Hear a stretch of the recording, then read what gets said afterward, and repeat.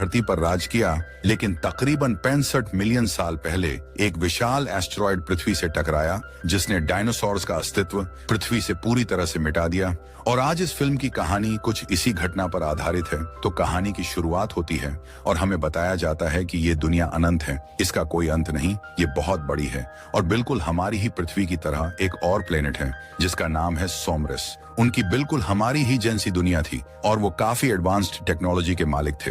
वो वहां पर आराम से रह रहे थे। हालांकि ये वक्त 65 मिलियन साल पहले का था, लेकिन सोमरस के लोग इतने एडवांस्ड थे कि वो तब भी किसी दूसरे प्लेनेट पे जा सकते थे। इसके बाद हम इस मूवी के मेन कैरेक्टर माइल्स को देखते हैं, जो कि यहाँ पर अपनी बेटी और अपनी वाइफ के साथ रहा करता था। माइल्स अपनी बेटी और अपनी वाइफ के साथ समुद्र के किनारे बीच पर आया हुआ था और उसकी बेटी को एक जानलेवा बीमारी थी और उसका इलाज कराने के लिए माइल्स के पास उतने पैसे नहीं थे। इसीलिए वो एक स्पेस मिशन पर जाने का फैसला करता है। क्योंकि वो एक पायलट था, वो अपने साथ अपने कुछ साइंटिस्ट साथियों को लेकर एक दूसरे प्लेनेट की खोज में जाने वाला था।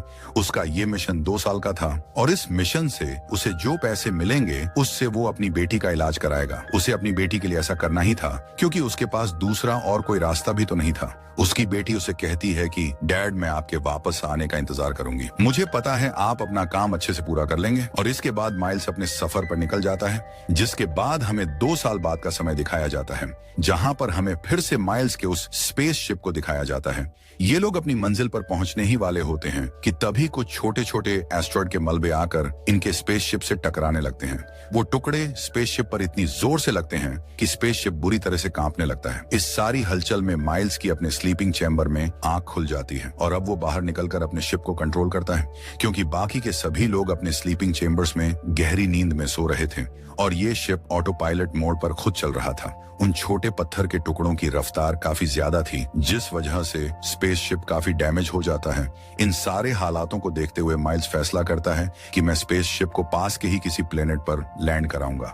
लेकिन अब जैसे ही वो उस प्लेनेट की ऑर्बिट में आता है तो तेज रफ्तार की वजह से उसे कुछ भी दिखाई नहीं देता और ये स्पेसशिप एक काफी बड़ी सी चट्टान से जाकर टकरा जाता है। इससे स्पेसशिप को एक बड़ा झटका लगता है, जिससे अंदर के सभी चैम्बर्स तबाह और बर्बाद हो जाते हैं। सब कुछ बर्बाद हो चुका था, यहाँ तक कि माइल्स की हालत भी काफी खराब हो चुकी थी। इसके बाद वो चेक करने के लिए आता है कि क्या कोई जिंदा बचा है, लेकिन जब वो बाहर आकर देखता है तो वो पाता है कि सारे के सारे चैम्बर्स बर्बाद हो चुके हैं, जिसमें मौजूद सभी लोग मर चुके थे।